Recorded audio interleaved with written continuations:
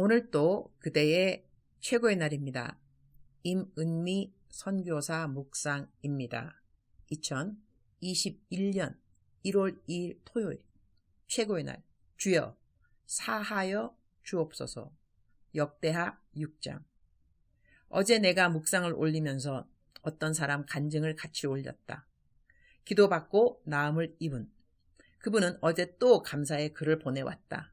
어제 내 묵상을 올리면서 오늘부터 대언기도 부탁을 보내는 사람들이 분명 있을 것을 예측하고 있었다. 아니나 다를까 급한 마음으로 기도를 부탁하신 분이 있었다. 나는 어제 아침부터 계속 이곳 저곳에 다녀야 했기 때문에 집에 오후 늦게 들어올 것을 알고 있어서 내가 집에 늦게 도착한다고 했다. 한국하고 이곳하고 6시간 차이니 내가 집에 오후에 4시에 들어온다면 한국은 밤 10시가 되는 것이다. 집에 오자마자 음성 메시지로 기도를 넣어드렸다. 하나님이 어떻게 그분에게 행하실 것인지 나는 모른다. 나는 유튜브를 볼 때 보통은 성경 강해를 듣는다. 그런데 내가 보는 유튜브 바로 아래에 가끔 연결되어 뜨는 유튜브이 김연아의 피겨 스케이트이다. 내가 이전부터 피겨 스케이트를 좋아했는지라 이런 스포츠 경기 보는 것을 좋아한다. 그야말로 환상 같은 선수들의 실력들을 보면 감탄사가 저절로 나온다. 저렇게 하기까지 얼마나 연습을 했을까 그런 생각이 저절로 들고 나도 내가 있는 전문 분야에서 얼마만큼 더 노력해야 하는가 하는 그런 생각을 저절로 하게 된다. 피겨스케이트도 그렇고 기계체조도 다 균형이 얼마만큼 중요한가 하는 것을 알게 된다. 저렇게 균형을 잘 잡기 위해 얼마나 매일 연습을 할까 그런 생각을 하면서 나는 영적 사역을 하는 사람인데 내 삶의 균형이 무엇이고 그리고 이 균형을 잘 갖추기 위해 나는 어떤 노력을 해야 하는가 그런 생각을 해보았다. 영적인 지도자인 나에게 있어 균형과 그리고 무던한 연습은 내가 하는 일에 일단 불평을 하지 않아야 한다고 나는 생각한다. 새해 첫날인데도 나는 어려운 이야기들을 들어야 하고 기도해달라는 급한 기도들 기도해 주어야 하는 것을 불평한다면 나는 프로로서 계속 성장할 수는 없을 것이다. 어제는 자정이 마치고 새해가 시작된 새벽 시간이 된 지 얼마 안 되었는데 선교사님 살려주세요 라는 다급한 문자가 들어왔던 것이다. 나도 제발 하루 정도는 좀 푹 쉬었으면 좋겠다. 그런 생각도 하는데 나에게 완전 쉴 수 있는 날은 지금까지 거의 없었던 것 같다. 아파도 해야 하는 일들이 있고 들어주어야 하는 일들이 있다. 내가 맡은 직분인 것이다. 운동 경기에 금메달 따는 선수들, 남들 놀고 싶을 때 놀면서 그런 금메달 따는 자리에 있을 수는 없을 것이다.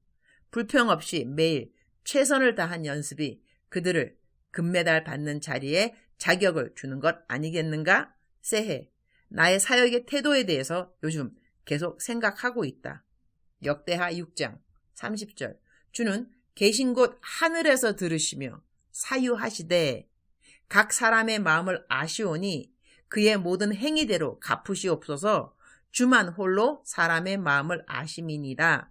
Then hear from heaven, your dwelling place, forgive and deal with each man according to all he does, since you know his heart.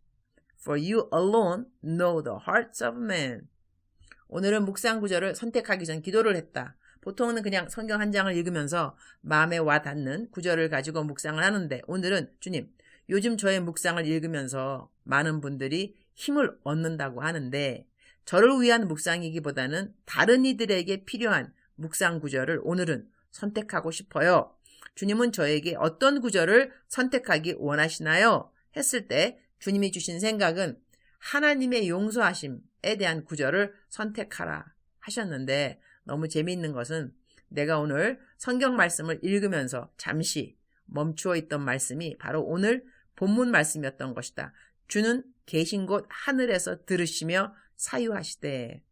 그리고 오늘 내가 음성 메시지로 기도를 해주었던 분은 하나님이 계속 말씀하시기를 너는 너를 위하여 용서를 해야 한단다 였다.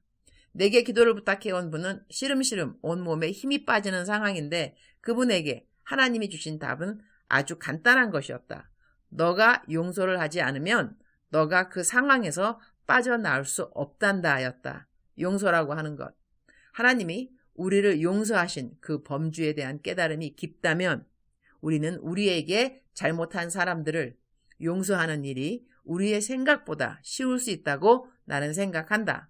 주는 계신 곳 하늘에서 들으시며 사유하시되 하나님이 우리를 사유해 주십사. 솔로몬은 기도를 드리고 있는 것이다. 솔로몬은 이런 훌륭한 기도를 드린 사람인데도 불구하고 나중에 하나님을 배반한다. 하나님은 그런데 이런 기도를 드리고 있는 솔로몬을 보면서 이미 알고 있으셨을 것이다. 그가 하나님을 떠날 사람이라는 것을. 그럼에도 불구하고 하나님은 솔로몬의 이 기도를 들어주신다. 우리는 우리가 마땅히 기도해야 할 바를 알고 기도한 이후에도 하나님을 떠나갈 수 있는 사람들이다. 그러나 그러한 사람이 된다 할지라도 오늘 우리의 기도를 들어 응답하시는 하나님의 선하심과 자비하심에 머리가 저절로 숙여진다. 주님, 오늘 또 최고의 날입니다. 우리는 사함을 받아야 할 일들이 많이 있습니다. 그리고 우리가 사함을 베풀어야 할 일들도 많이 있습니다. 용서의 하나님을 배워가기 원합니다. 그래서 우리도 용서하는 사람이 되기를 원합니다. 오늘 말씀을 묵상의 구절로 택한 이유는 저를 위함은 아니라고 생각합니다. 제가 기도를 올릴 때 그 누군가를 위한 묵상이 되게 해달라고 했으니 말이죠. 그러니 저는 그 누군가를 위해 오늘 묵상을 썼습니다. 꼭 하나님의 사하심을 경험하는 그 누군가가 오늘 있게 하시고 그리고 용서하지 못함으로 묶여있는 하나님의 백성들이 있다면 꼭 용서할 수 있도록 주님이 도와 주옵소서. 오늘은 남편과 저의 33년 결혼 기념일입니다. 살아온 날보다 앞으로 얼마나 더 함께 살는지는 모르겠습니다. 주님이 언제 오실는지 모르니까요. 제가 어떤 아내가 되면 주님이 더 기쁘실는지 주님이 더더욱 기뻐하는 아내의 삶을 살도록 도와 주옵소서. 주님 사랑합니다. 주님 감사합니다. 오늘 또 우리 주님 저를 보시면서 하루 종일 기쁘시면 참 좋겠습니다. 사랑하는 그대여. 사랑하는 그대여. 대답하고 계시죠? 사랑하는 그대여. 하나님은 우리를 용서해 주시는 하나님이십니다. 우리가 지은 죄가 많죠. 그런데 하나님께 하나님 용서해 주세요. 이렇게 고백을 하면 하나님께서 용서해 주신다는 것이 얼마나 감사한지 이루 말할 수 없습니다. 저는 얼마 전에 새롭게 깨달은 죄 하나 있었는데요.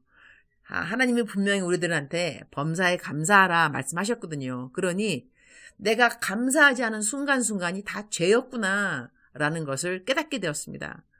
감사하라 했는데 왜 감사를 하지 않았는지, 그러면서도 죄가 죄인지도 모르고 감사하지 아니했던 죄를 용서 구하지도 아니하고, 오늘은 하나님께서 우리 모두에게 말씀하십니다. 용서를 구해라. 용서를 구해라. 내가 용서하여 주리라. 내가 용서하여 주리라. 근데 우리가 이러한 용서를 경험한다 한다면 우리도 다른 사람들을 용서할 수 있어야 되겠죠. 그러니 우리가 하나님한테 받는 용서 그 크기, 깊이, 와 어떻게 이런 죄를 용서해 주셨지? 막 감동이 깊으면 깊을수록 우리에게 잘못한 사람들에 대해서도 내가 그 사람 용서해 주어야지 이렇게 마음이 관대해질 수 있다는 것이죠. 사랑하는 그대여.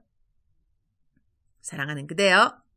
사랑하는 그대여. 억만 번 더 들어도 기분이 좋은 말. 사랑하는 그대여. 오늘 또 힘내시기 바랍니다. 과거의 죄 때문에 묶여있지 말고 사함을 구하시고 사함 받은 사람대로 기쁘게 오늘 또 하루를 잘 살아가는 그대가 되기를 축원합니다. 사랑하는 그대여. 아자. 사랑하는 그대여. 아자 아자. 사랑하는 그대여. 사랑합니다. 축복합니다. 오늘 또 그대의 최고의 날입니다.